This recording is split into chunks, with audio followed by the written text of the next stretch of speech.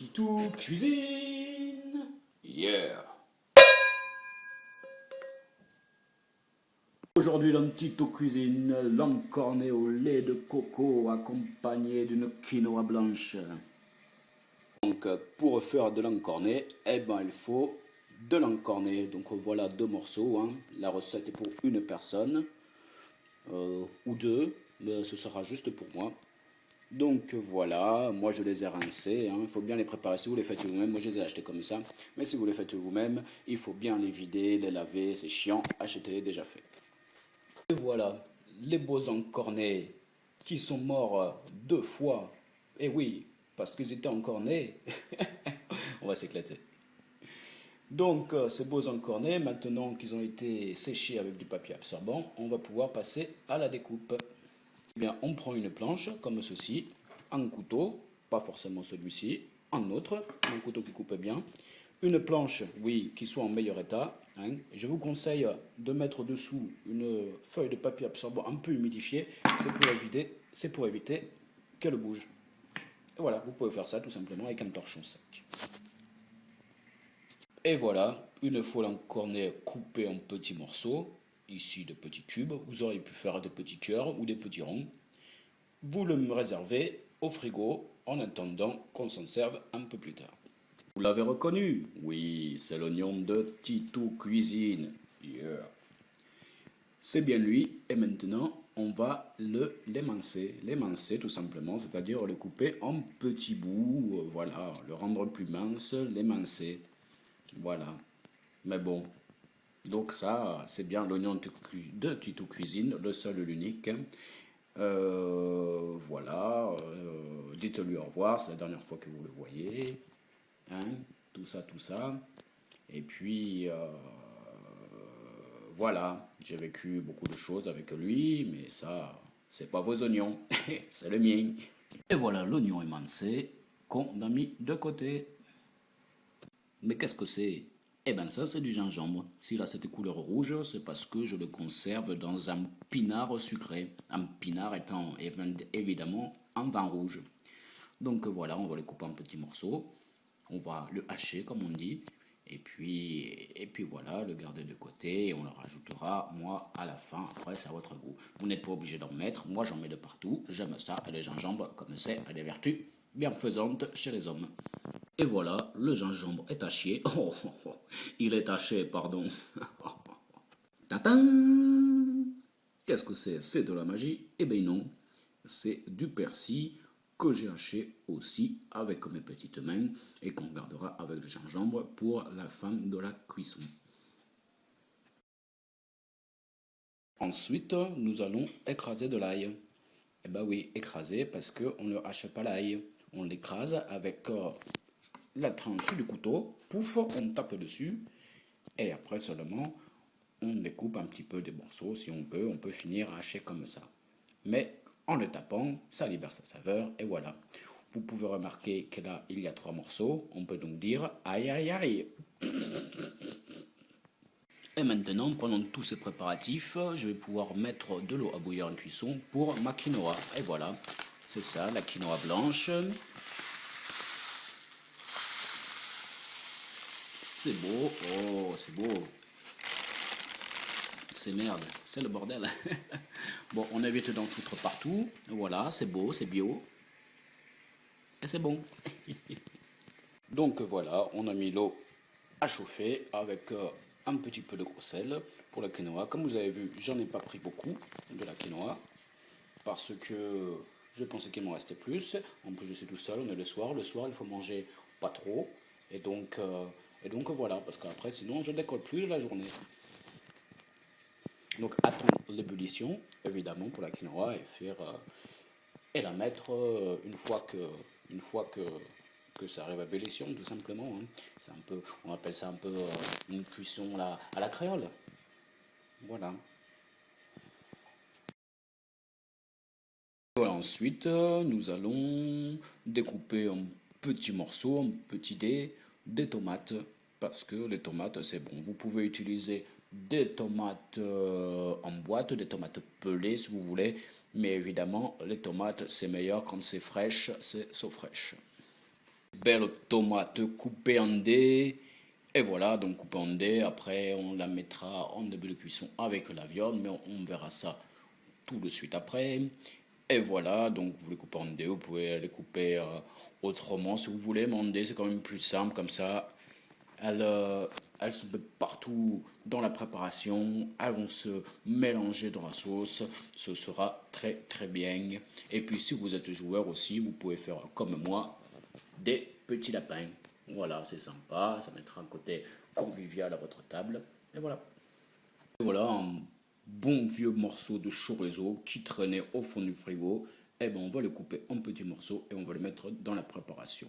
Il ne faut pas hésiter à ramasser ce qui reste dans les frigos. Il vaut mieux le passer dans un bon plat que le jeter. Et voilà, on va pouvoir commencer. Donc on va prendre un plat. On a mis du feu. On ne le voit pas. On le revoit. Et voilà, et on va mettre de l'huile d'olive.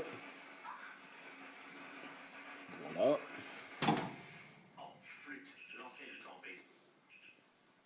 Et on va y lancer déjà les encornets. Et puis ensuite, on mettra les tomates. Et voilà qui est fait, les encornets sont mis, ils sont salés, poivrés, vous entendez comme ça chante. Eh ben c'est le bruit du sud de Fran. Et voilà, on va laisser dorer un petit peu. Et après, on rajoutera les tomates. Nous, en fait, j'ai dit une petite connerie. On rajoute déjà les oignons et l'ail. Et on mélange tout ça et on fait dorer tout ça ensemble. Un peu le sel. Vous sentez déjà le fumée là qui monte de la casserole. C'est magnifique, ça me donne faim. Et voilà, là, ça commence, c'est bien doré, ça accroche au fond. Donc, pour éviter de tout faire brûler, on va déglacer. Alors pour ça, on met le feu bien chaud. Vous entendez, ça crépite. Et là, je vais balancer du vin blanc. Donc, vin blanc sec. Hop, et voilà, vous entendez ce petit chut, ça chante. Et voilà, ça veut dire que le déglaçage est réussi. Et on va récupérer tous les sucs, j'allais dire de viande, mais non, de poisson, avec ce vin blanc. Ça sent bon et ça me donne encore plus faim. On va laisser réduire un petit peu et après on va rajouter les tomates.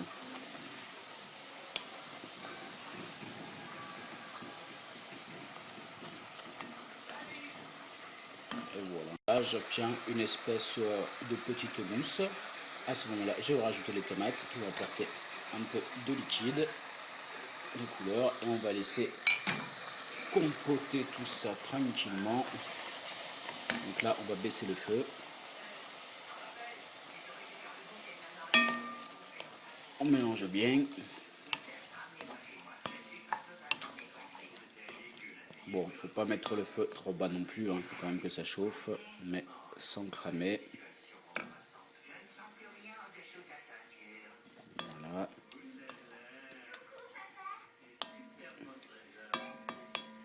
Et là, on va laisser comme ça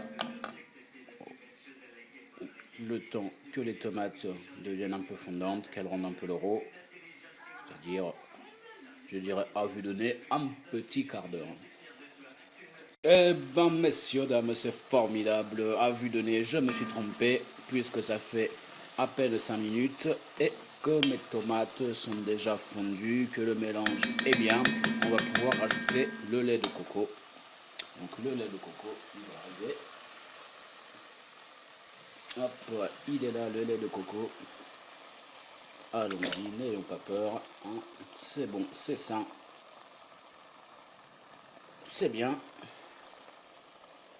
Et voilà, le lait de coco, on mélange ça. Oh, ça sent bon. Oh là là là là là là. On va se régaler.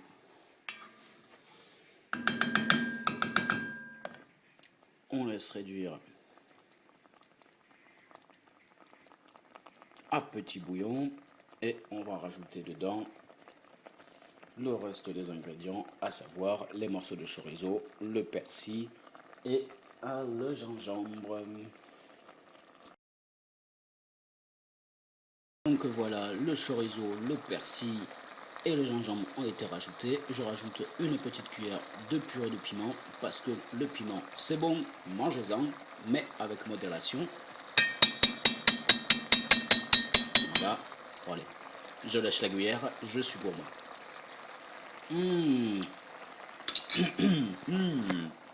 C'est bon. Hop, on mélange tout ça, regardez la belle coloration. Hop, hop, hop, hop. J'aperçois que ça accroche un petit peu au fond. On va baisser le feu. Voilà. Regardez-moi ces couleurs, ces saveurs, ces senteurs. C'est magnifique. Je vous ai ramené le sud dans le Doubs. Et voilà, et c'est bientôt prêt. On va laisser réduire ça 2-3 minutes. Voilà, gentiment, lentement. Bon, allez, on va dire 5 minutes à petit feu. Et on va se régaler en sachant qu'on a vu. Non, vous l'avez pas vu, mais la quinoa de son côté est prête. Ah, ça fait pas rêver comme ça, mais je vous assure que c'est délicieux. Et voilà.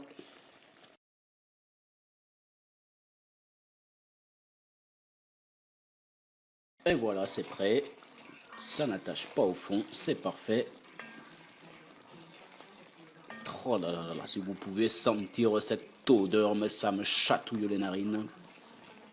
Et donc là, eh bien, il est l'heure de passer à table et de dresser. Je vous souhaite un très bon appétit. Et voilà, c'est magnifique. Je suis obligé de mettre dans 2 assiettes carrément. Tellement il y en a, mais comment va-t-il manger ça tout seul? Mais je vous garantis que c'est bon. Et non, ce n'est pas du vomi, c'est la cuisine à papy. Et merci de nous avoir suivis pour ce premier numéro de Tito Cuisine. Yeah! Merde.